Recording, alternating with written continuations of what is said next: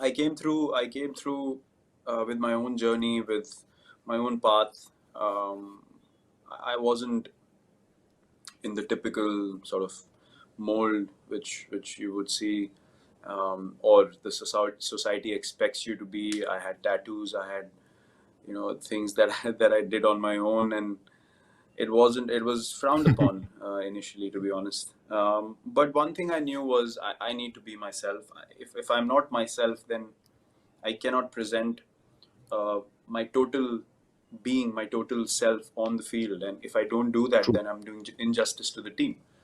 So I was always very, very honest and open about whatever I did and however I was. It might not have been right, but it was what I wanted to be. I never tried to be someone that I wasn't. But that was Hmm. initial years. Then, as soon as things started moving forward, I started feeling like, okay, I belong at this level and I can play cricket at the highest level for a long time. Then it was about, okay, larger vision. Where do I want to see the Indian cricket team heading? Correct. And for that, I need to firstly make changes within me. It's easy talking about things, but I think it's much harder doing those things and putting them into action. So I clearly remember it was 2012 when we had just finished the IPL, and I hadn't had a great season with the bat in the IPL, and I was my eating habits, my sleeping habits, everything was very, very bad. And I Hmm. was in total horrible shape. And I came back home and I came out of the shower and I just looked at myself and I felt like there's no way I can continue like this. To be honest, at a personal level, I never felt like that. I always thought that I'm never going to put any limitations to how much I can do. I feel somewhere we already put so many limitations on our abilities and capabilities, either it's mental or Hmm. physical, that we're never able to achieve or realize our true potential, how good we can be as individuals. There's no limit to how good a human being can be, because you're learning every day, you're getting better every day.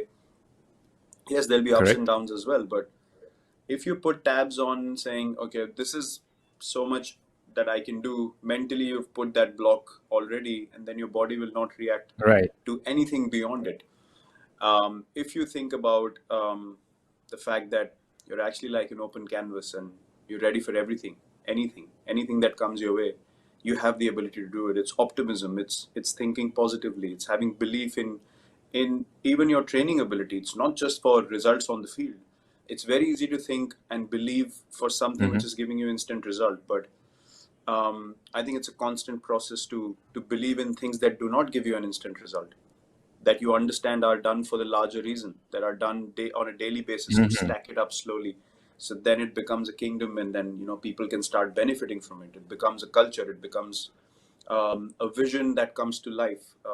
So for that, I think if we just look to improve every day, whether for me it was about physical fitness and thinking right, and then Hmm. eventually having those results on the field, I think if we can focus on our overall development on a daily basis, saying I have a lot of capability to become a better person, to become better physically, to think better mentally, and to achieve anything that I possibly can in my profession.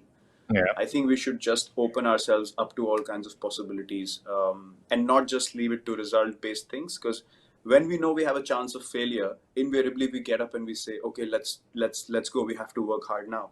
But it's the things that Right. don't give you an instant result are the ones that are the most important, because that give you such a grounding and consistency in life, and then the results take care of themselves. Another goal in life, then they start working towards it because they have an end result already, which is far Correct. off, but then they understand the path for it. And they realize, okay, this is what I need to do from now to 6 months time, 8 months time, and then I'll be a totally different cricketer, or in any other profession. I'll be able to think better, I'll be able to take smarter decisions, I'll be more confident about myself, whatever it might be.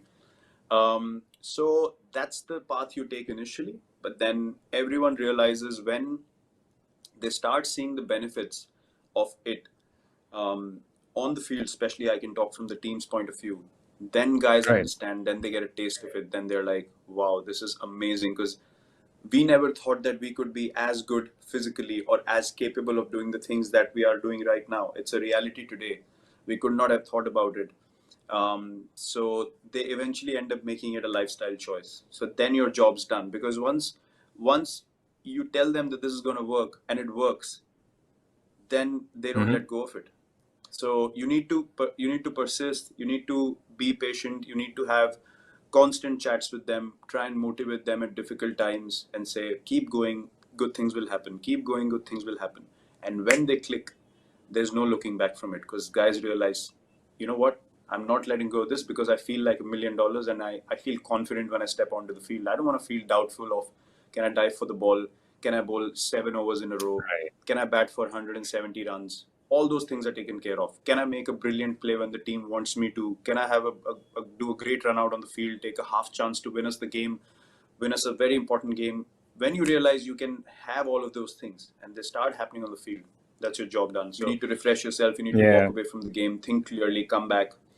Apart from that, there hasn't been a time where I felt like, you know what, I'm struggling physically. I've never struggled physically. It's all about mentally refreshing yourself and coming back. And Right. if you're physically fit, it allows you to keep driving that culture forward, because, as I said, I can have conversations, I can have chats, but to see someone do something physically is a totally different impact altogether. And I fully believe in that. If I want guys to dive around, I'll be the first guy at training diving around. I won't just beat around the bush and tell them to do something which I can't follow.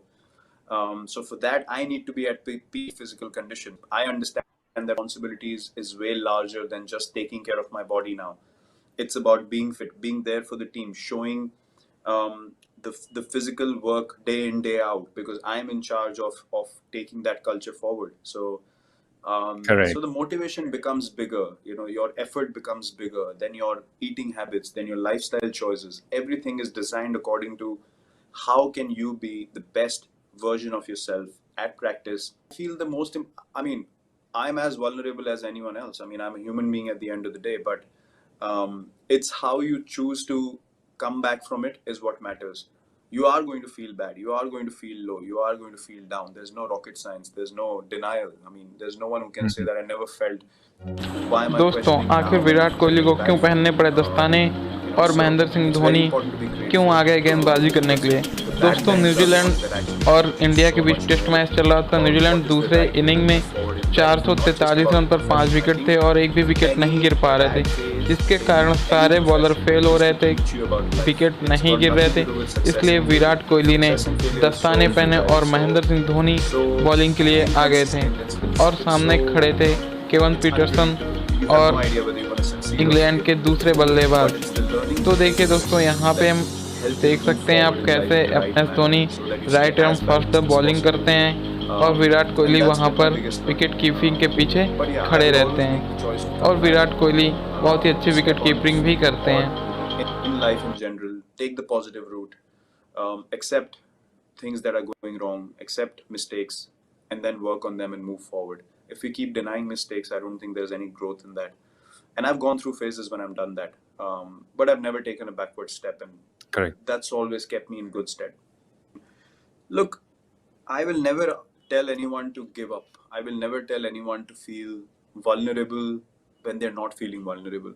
It's a fine line. I Okay. mean, we can very well sit at home and say, you know what, I'm not feeling great. But that also could be a denial of wanting to encounter things that are difficult. Only when you have done everything possible in your capability and your abilities is the time you sit back and say, you know what, I'm actually not able to find a way out. But we have to be honest to ourselves and ask ourselves, have I tried everything possible?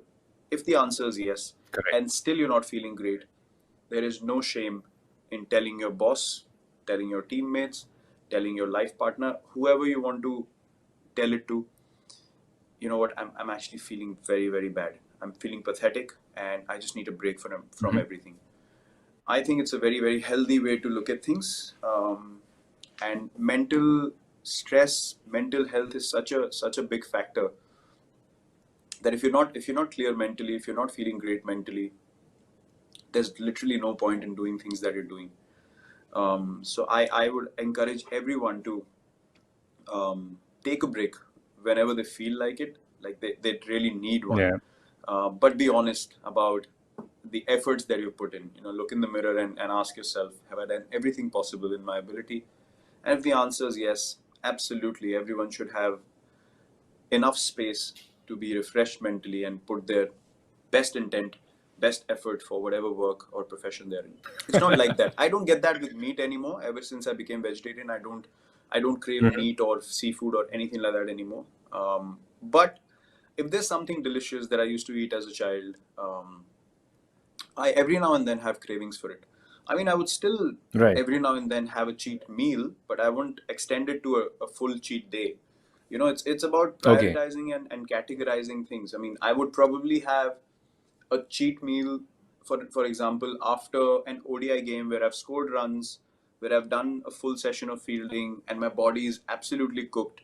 It'll be a brunch the next day. It'll be a combination of breakfast and lunch, which will be a cheat meal. So I'm probably doing 2 meals and a light soup at dinner, but the first meal might be a cheat meal. So it's about prioritizing how much calories you are taking in, and make it as healthy as possible. But I do entertain my cravings every now and then, but it's only after I've done enough effort on the field that I treat myself with that one little meal that gives me that satisfaction of, theek hai, I felt like it, so I've eaten it. On holiday, yes, a few days, but while I'm playing, this is basically my routine to go about my cheat meals. My journey has been actually a very interesting one. I was made vice captain at a very young age. I captained under 19 when we won the World Cup. I had captained age group cricket a lot. I had captained Ranji Trophy as well, which is our first class cricket. So I'd been captain in many places.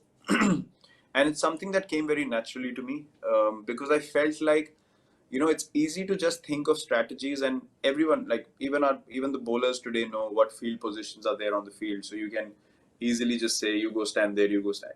For me, it's not about that. It's about leadership is very different. Leadership is taking care of the whole culture of the team.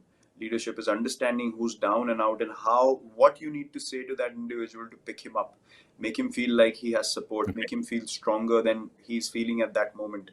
And the off-field stuff, speaking to the younger guys at the right time, having right discussions with the seniors to pull the team through.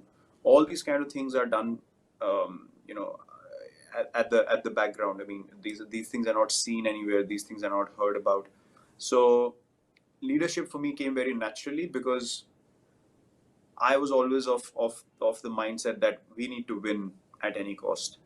And for that to happen, I'm going to do everything possible as an individual, and I'm going to do everything possible to get my team at the same wavelength, so that if 11 guys move forward in the right direction at the same wavelength, we're going to be unbeatable. And when you're working on one single goal with focus and determination and your physical abilities to match that, it's a lethal combination. Then every other team is going to be wary of, hold on, these guys are coming at us. We have to be at our absolute best.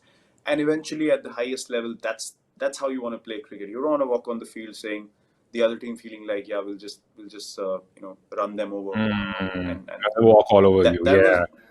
That stopped happening, and then great things happen. So leadership is more off the field stuff than on the field stuff. For me, it's the conversation. It's how you motivate the team before an important series, before a big tour. You get there. Only logic is using too much of your mind, and your mind cannot always get you out of trouble when you need to be brave. Your mind cannot tell you to be brave. Only your heart tells you to be brave. And there's so many instances where you need to be brave and take courageous calls, whether it's on the field, off the field, whatever it is. I've always followed intuition. To me, so in cricketing terms, we say we want to be solid. We want to be, we want to make sure that we're playing solid cricket.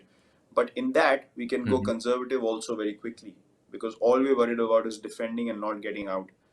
For me, the word that stands out is determination, because when you're determined, you will not play a bad shot, but you will score runs when the opportunity arises.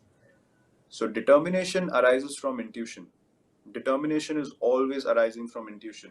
Logic takes care of itself when the mindset is right. When you're focused on what needs to be done, which is the right thing to do for the team, in our case, or the right thing to do in your profession, not from a selfish point of view, but from a larger vision point of view, intuition will always keep you in good stead, and then this will kick in where you need to be smart. But if you only let this dominate, then you won't be brave where you need to be, and you actually will become more and more conservative. So I would always tell people, play with your, always follow your heart. Use your mind when it needs to be used, but always and always let your heart dictate where you have to go. And